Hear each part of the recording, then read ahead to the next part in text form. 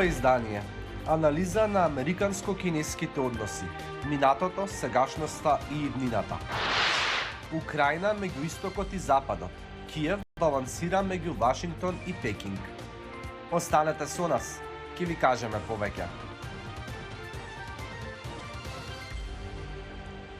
Поздрав од Вашингтон. Ова е гласот на Америка на македонски јазик, а јас сум Никола Крстик. Заврши најдолгата војна во американската историја. И последниот војник си замина од Авганистан, пред истекот на крајниот рок 31 август, кој го постави американскиот председател Џо Бајден.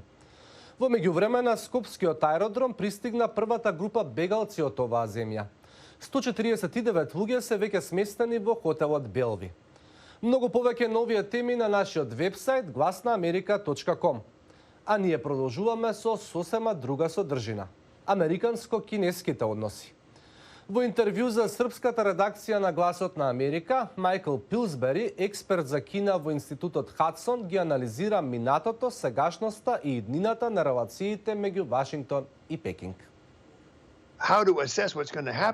Кинезите сакаат да се фокусираат на процена каде оди Америка долгорочно. Во првите неколку години од администрацијата на Трамп тие го почитуваа председателот Трамп.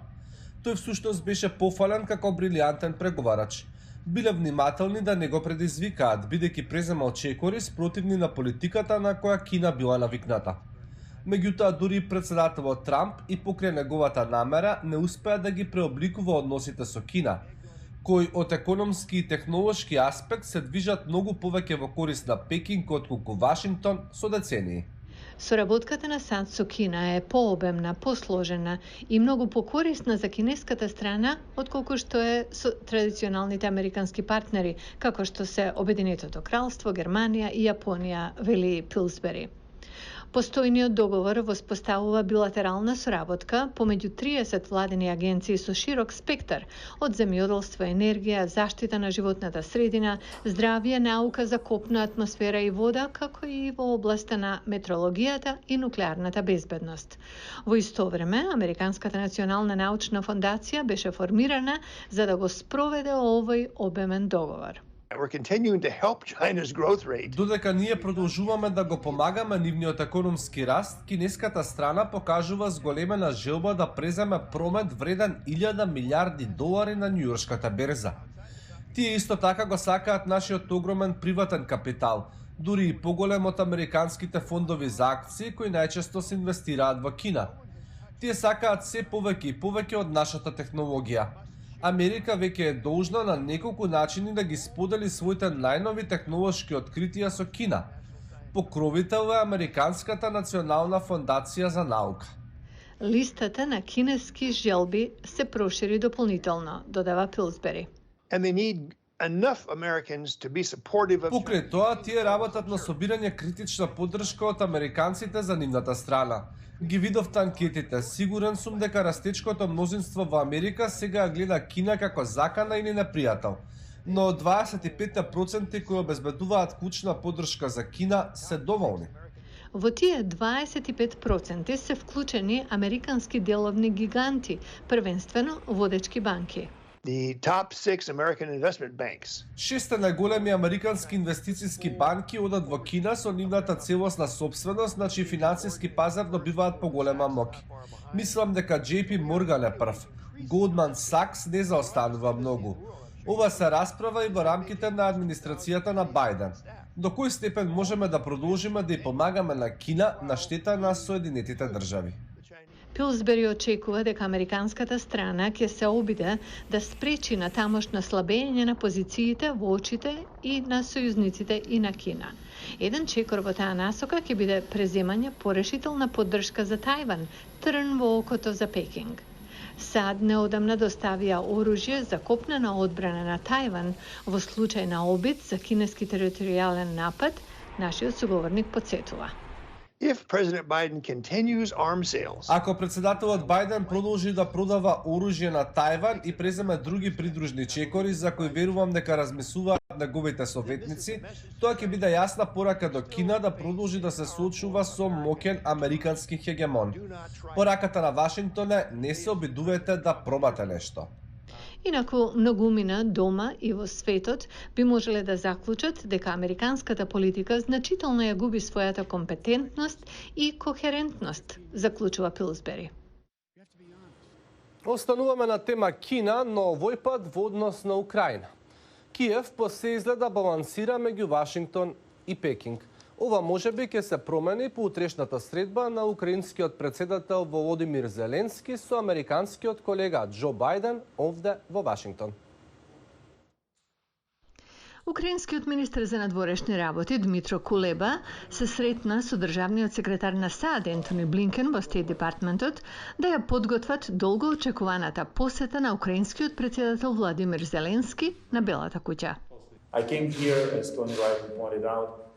Дојдов да ја подготвиме посетата на мојот председател во Вашингтон. Сакаме посетата да биде продуктивна и да го однесе нашиот однос на следното ниво.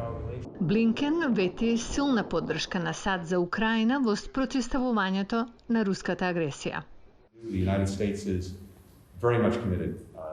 САД се посветени на независноста, суверенитетот и територијалниот интегритет на Украина. Ке разговараме за секој предизвик поединечно и за тоа што го правиме Украина да биде силна и да може да се брани од надворешна агресија, но и за неопходните реформи за зацврстување на незините демократија и економија. Минатиот месец Кина најави дека потпишала договор со Украина со кој ги охрабрува компаниите и финансиските институции од двете држави да соработуваат во областа на патишта, мостови и железници. Денови предходно, Украина ја повлече поддршката од Здружен повик за истрага на Обединетите нации за прекршување на човековите права на уигурите и други малцинства во регионот на Шинџијан во Кина. Украинската редакција на Гласот на Америка го праша министерот за надворешни работи Кулеба дали зближувањето со Кина значи напуштање на украинската интеграција кон Западот. Ніякого розвороту України немає. Ова не е пресврт, ние сме дел од западниот свет и се развиваме како дел од тој свет. Но трговијата со Кина е објективна реалност и независно од безбедносната политика на САД кон Кина, трговијата се движи во своја насока. Но неколку експерти изразија загриженост за украинскиот договор со Кина. Веќе предизвика реакции во САД. Украина зависи од Вашингтон многу повеќе отколку од Пекинг. Пекинг нема да направи специјални напори за да му помогне на Киев. Некои забележаа директна поврзаност меѓу украинското повлекување во однос на кинеската репресија врз уигурите, што Пекинг го негира, со договорите за инвестиции и вакцини. Го видовме тоа со позицијата на Украина кон кинескиот геноцид врз уйгурците. Тоа што Кина го прави таму е најголемо прекршување на човековите права во светот. Но Украина одлучи да не се приклучи во критиките кон Кина со цел да ги одржи профитабилните бизниси. Други експерти велат дека Украина веројатно била разочарана од и САД не направиле повеќе да ја спречат Германија да го гради рускиот контроверзен гасовод Северен тек 2, на што Кина силно се спротивставува. Најавата укажува на незадоволството на Украина од САД. Сепак мислам дека украинците играат опасна игра. Мислам дека треба да застанат во поддршка на човековите права секаде во светот, како што САД се гласни против злоупотребата на човековите права во окупираните делови на источна Украина. Повеќето експерти се согласуваат дека кинеските заеми за инфраструктурни проекти и споделување вакцини се дел од глобалната геополитичка стратегија на Пекинг. Пекинг негира дека води така наречена вакцина дипломатија, односно вршење политички притисок преку ковид вакцините.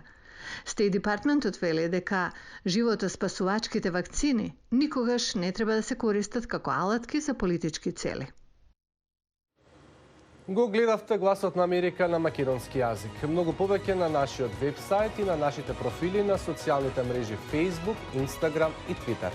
Поздрав од Вашингтон.